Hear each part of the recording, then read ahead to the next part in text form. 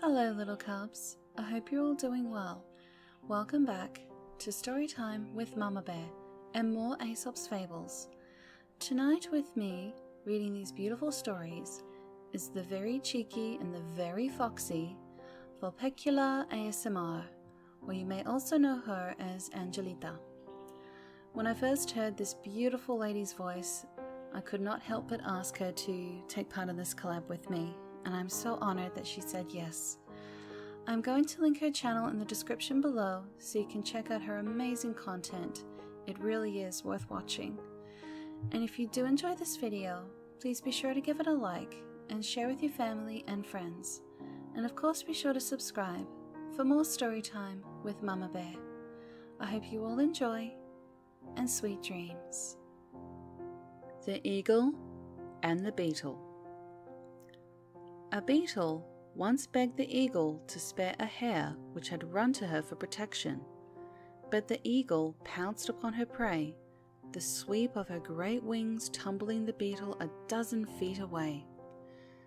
Furious at the disrespect shown her, the beetle flew to the eagle's nest and rolled out the eggs. Not one did she spare. The eagle's grief and anger knew no bounds, but who had done the cruel deed she did not know.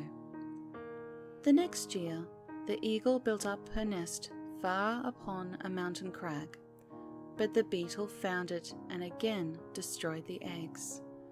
In despair, the eagle now implored great Jupiter to let her place her eggs in his lap. There, none would dare harm them. But the beetle buzzed about Jupiter's head and made him rise to drive her away, and the eggs rolled from his lap. Now, the beetle told the reason for her action, and Jupiter had to acknowledge the justice of her cause. And they say that ever after, while the eagle's eggs lie in the nest in spring, the beetle still sleeps in the ground, for so Jupiter commanded. Even the weakest may find means to avenge a wrong. The birds, the beasts, and the bat. The birds and the beasts declared war against each other. No compromise was possible, and so they went at it tooth and claw. It is said the quarrel grew out of the persecution the race of geese suffered at the teeth of the fox family. The beasts, too, had cause for fight. The eagle was constantly pouncing on the hare, and the owl dined daily on mice. It was a terrible battle. Many a hare and many a mouse died.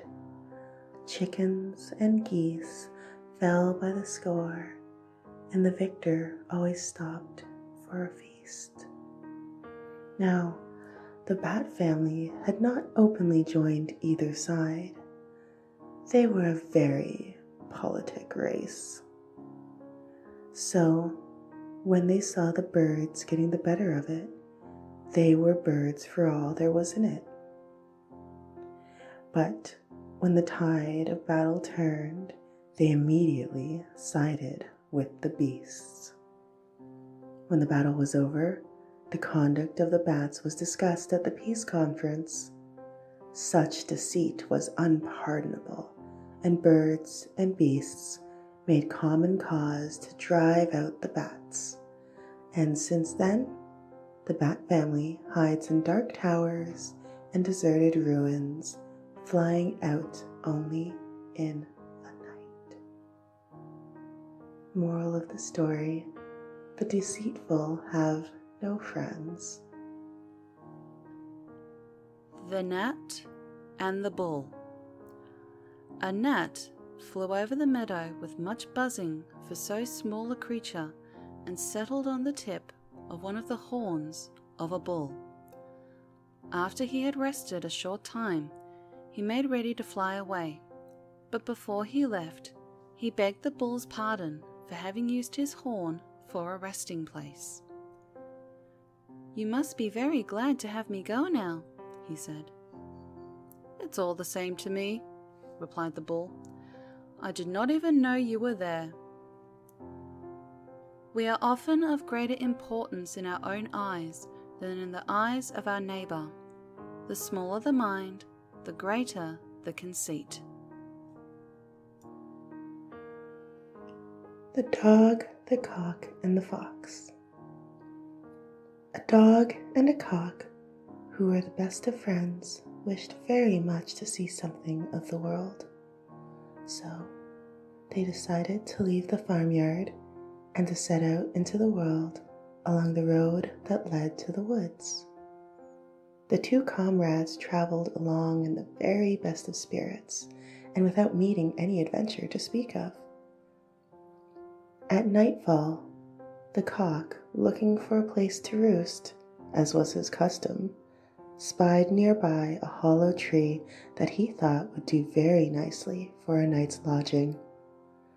The dog could creep inside, and the cock would fly up on one of the branches. So said, so done, and both slept very comfortably. With the first glimmer of dawn, the cock awoke. For the moment, he forgot just where he was. He thought he was still in the farmyard where it had been his duty to arouse the household at daybreak.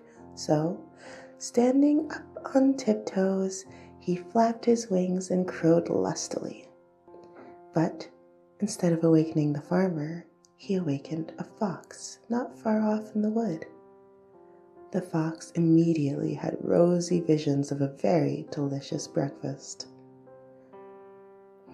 Hurrying to the tree where the cock was roosting, he said very politely, "A hearty welcome to our woods, honored sir. I cannot tell you how glad I am to see you here. I am quite sure we shall become the closest of friends." "I feel highly flattered, kind sir," replied the cock slyly. "If you will please go round to the door of my house at the front of the tree, my porter will let you in." The hungry but unsuspecting fox went around the tree as he was told, and in a twinkling the dog had seized him. Moral of the story: those who try to deceive may expect to be paid in their own coin. The Wild Boar and the Fox. A wild boar was sharpening his tusks busily against the stump of a tree when a fox happened by. Now, the fox was always looking for a chance to make fun of his neighbors.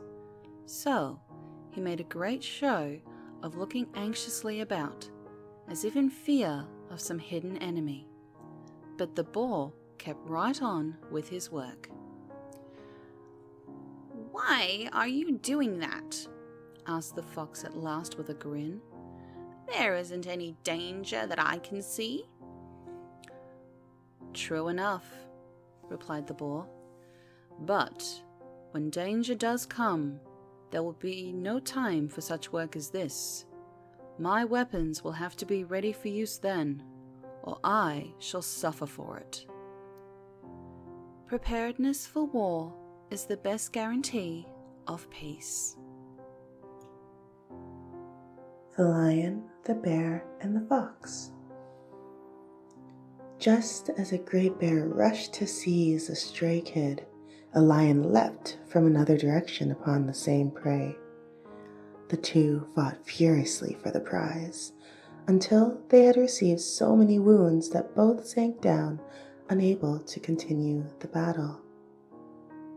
Just then, a fox dashed up, and seizing the kid, made off with it as fast as he could go, while the lion and the bear looked on in helpless rage.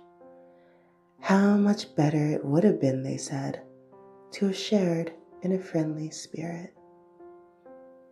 Moral of the story: those who have all the toil do not always get the profit.